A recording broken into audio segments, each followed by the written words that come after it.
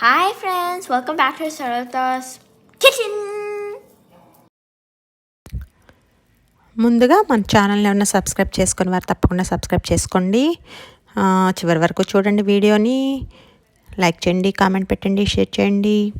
Okay, summer వచ్చింది కదా, మనకి పచ్చి మామిడికాయ సీజన్ కదా. పుల్లటి పచ్చి మామిడికాయలు చాలా దొరుకుతాయి. సో ఆ మామిడికాయలతో మనం రుచికరమైన పచ్చడి చేసేసుకుందాం. మరి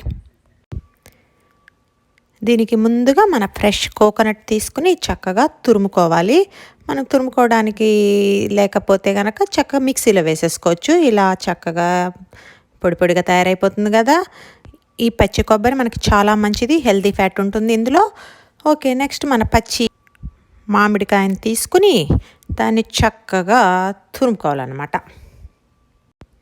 ఈ విధంగా మనం గ్రేట్ చేసుకుంటే చక్కగా వస్తుంది మ్యాంగో. సో ఇలాంటి చిన్న గ్రేట్ చేసుకునే అయితే ప్రతి ఇంట్లోనూ ఉంటాయి కదా, లేకపోతే ఇది కూడా మనం మిక్సీలో వేసేసుకోవచ్చు అనమాట. ఇలా తురుముకోవాలి. ఓకే, ఇప్పుడు చక్కగా తురిమేసాం కదా. చివరిలో ఇది ఇంకా టెంకి కట్టినట్లేదు, అందుకని చూసి తీసివేసేయండి. ఇలా అంతా చక్కగా తురిమి ఇప్పుడు మనకు పచ్చి కొబ్బరి మ్యాంగో రెడీ అయిపోయాయి కదా. దీన్ని మిక్స్ చేసుకోవాలి. పచ్చి మామిడికాయలో కూడా చాలా వైటమిన్ సి ఉంటుంది, కాల్షియం ఉంటుంది, మెగ్నీషియం ఉంటుంది. చాలా మంచి చాలా రకాలు ఉంటాయి. సో కొబ్బరిలో కూడా చాలా ప్రోటీన్ అండ్ మన ఫైబర్ కూడా ఎక్కువగా ఉంటుంది. అందుకని ఈ రెండు కూడా చాలా హెల్త్కి మంచిది. ఇప్పుడు దీంట్లో మనము ఎర్ర కారం ఉంటుంది కదా, పచ్చి కారం తగినంత వేసుకోవాలన్నమాట. మీరు తినే కారాన్ని బట్టి నేనైతే కనుక ఒక కాయ మ్యాంగోకి ఒక కోకోనట్కి ఒక 4-5 స్పూన్స్ కారం తీసుకున్నాను. దాంట్లో సాల్ట్, పసుపు కూడా చాలా మంచిది కదా, తగినంత వేసుకుని చక్కగా మిక్స్ చేసేసుకోవాలి. చూసారు కదా, చక్కగా కలిపినట్లయితే ఇట్లా తయారైపోతుంది. చూసారా, ఇప్పుడు మీరు కావాలంటే టేస్ట్ చూసుకుని అడ్జస్ట్ చేసుకోవచ్చు సాల్ట్, కారము. ఓకే, ఇప్పుడు మనము చిన్న బాండి తీసుకుని దానిలో ఒక 1/2 స్పూను మెంతులు, కొంచెం చాలు, ఎక్కువైతే మనకి చేదు వచ్చేస్తుంది. కొంచెం మెంతులు, కొంచెం ఆవాలు. మెంతుల కంటే ఆవాలు కొంచెం ఎక్కువ తీసుకుంటాం అన్నమాట. తీసుకుని లైట్గా వేయించుకుని వాటిని చక్కగా ఒకసారి మన చిన్ని రోట్లో వేసుకుని దంచుకున్నట్లయితే పౌడర్ లాగా అయిపోతుంది కదా. అది మనకు ఒక 1/2 స్పూను, 3/4 స్పూన్ అయితే సరిపోతుంది అన్నమాట. దీన్ని చూసారా, ఈ పౌడర్ని ఇప్పుడు మనం చక్కగా ఆ మిశ్రమంలో కలిపేసుకుందాం. ఈ మెంతులు, ఆవు పొడి కూడా చాలా మంచిది హెల్త్కి. అంతేకాకుండా మన చట్నీకి మంచి సువాసన వస్తుంది అనమాట. ఇప్పుడు ఆ సేమ్ బాండీలో ఆయిల్ వేసుకొని తగినంత ఆయిల్ ఒక 4-5 స్పూన్స్ పడుతుంది ఇది చట్నీకి.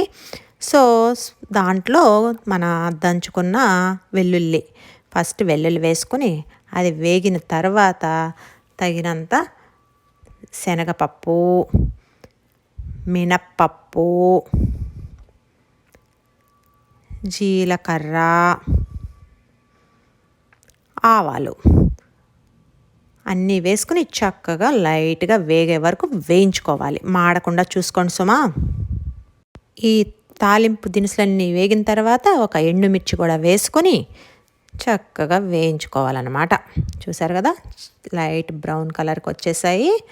ఇలా వేగితే చాలు. ఇప్పుడు ఫైనల్గా మనం ఉంది కదా మన కరివేపాకు వేసుకోండి. ఎంత వేసుకుంటే అంత టేస్ట్గా ఉంటుంది. సో కరివేపాకు కూడా వేసుకుని దీన్ని తీసుకొచ్చి ఇప్పుడు ఈ చట్నీలో కలిపి మిక్స్ చేసేస్తే ఉంటుంది. ఇప్పుడే గుమగుమలాడే వాసన వచ్చేస్తుంది. మనం మెంతిపొడి కలిపేసాం కదా, మెంతిపొడి, ఆవు పొడికి చాలా మంచి వాసన వస్తుంది అనమాట. ఇలా చూస్తుంటే నోరూరుతుంది కదా, టేస్ట్ కూడా అలాగే అదిరిపోతుంది. ఇప్పుడు దీన్ని మనము ఈ చట్నీని చక్కగా ఇలా మిక్స్ చేసి టిఫిన్స్లోనూ బాగుంటుంది, అన్నంలో అయితే అదిరిపోతుంది అన్నమాట. మన దోశ, ఇడ్లీలో కూడా చాలా బాగుంటుంది ఈ చట్నీ. ఇది ఇలా కొంచెం రైస్ తీసుకుని వేడి నెయ్యి వేసుకుని వేడి అన్నంలో ఈ చట్నీని ఒక స్పూన్ వేసి చక్కగా కలిపి, మీకు నోరూరిపోతుంది కదా, అందుకే ఎంత టేస్టీగా ఉంటుందో మీరు కూడా ట్రై చేసి చూడండి, చాలా అదిరిపోతుంది. ఈ ముద్ద మీకు నోరూరిపోతుంది కదా, చాలా చాలా టేస్టీగా ఉంది, హెల్దీ కూడా.